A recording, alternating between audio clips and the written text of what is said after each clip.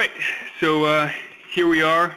This is Ian Hart, co-creator of Back Pain Relief for Life, and I'm here with Dr. Stuart McGill.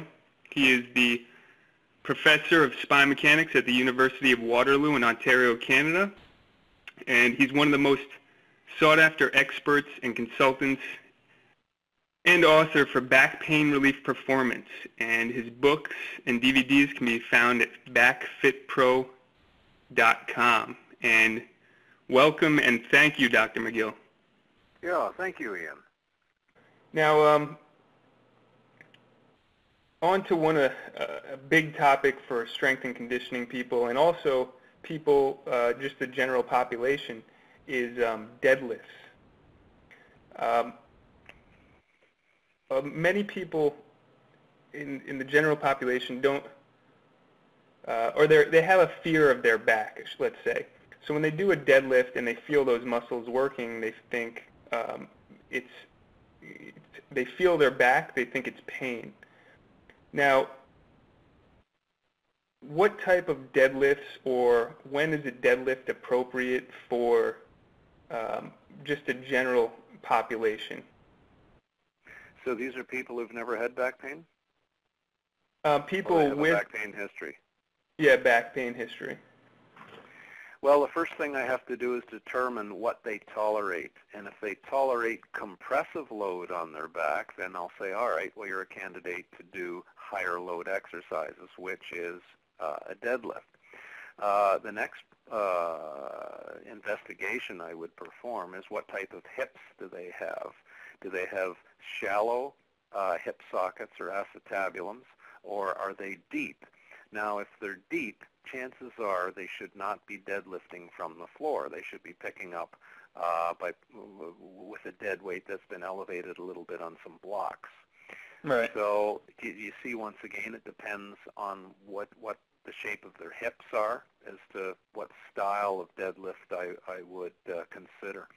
I'd then manipulate some of the stylistic features of a deadlift to try and shore up whatever weaknesses it was that we detected. One example of that would be as the person is setting up for the pull. So they've gone into the deadlift, they've hip hinged, they have a neutral spine. Now the trick would be to really stiffen their whole spine. So they'll grab the bar with a double overhand hand grip, not a reverse hand grip.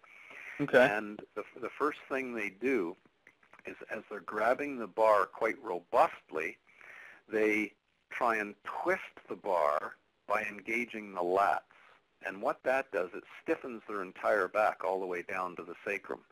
So by bending the bar in external rotation, that stiffens the whole back.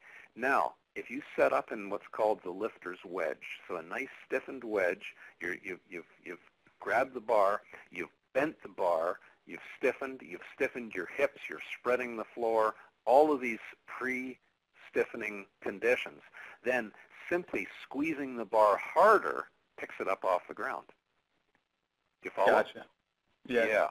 Now, Yep. Do not lift with your back at that point. Instead, slide the bar up, and I don't know whether it's below the knee at this point or above. It depends on, again, how you set up that individual person. But as they squeeze and externally rotate and then grip into the ground with their feet, externally rotate and spread the floor through the hips, they don't lift with their back. The instruction is simply pull your hips through. And that acts as a cam about the hips, so there's no possibility of any shear loads working into the back, etc. And as long as they tolerate compression, you should have a very successful deadlift for that person with a history of pain. The last, can I say one more thing about this whole issue, Ian? Sure. And that is, we never did ask the question, was the deadlift the very best tool for addressing what you were trying to achieve? In other words, could we have, deadlifting generally uses up a lot of capacity out of the back. If you have a good deadlifting session, generally there's not much capacity to do too much more. Right. However, if we didn't use it all up on deadlifts and we took a heavy 2-inch manila rope or a 1 3/4-inch manila shipping rope and you simply gripped into the ground, put a big weight on the end of that rope, say 30 meters away or 30 yards away for you Americans, and then pull that rope in hand over hand, you're going to develop a balance between grip strength, back strength, hip strength, hamstring strength, etc. Right. And then you might say, okay, well now I'm getting some good endurance and really balancing the posterior chain. Or maybe you might want to do some sled dragging exercises that aren't just quite so intensive in terms of using up that deadlift capacity. So that's the second part of the question. Not only there are all sorts of tricks that we can use to make the deadlift not only more tolerable, but a more an exercise developing of athletic prowess, but also ask the question, is the deadlift the only tool in our toolbox that we can use, or is there something better to get the job done?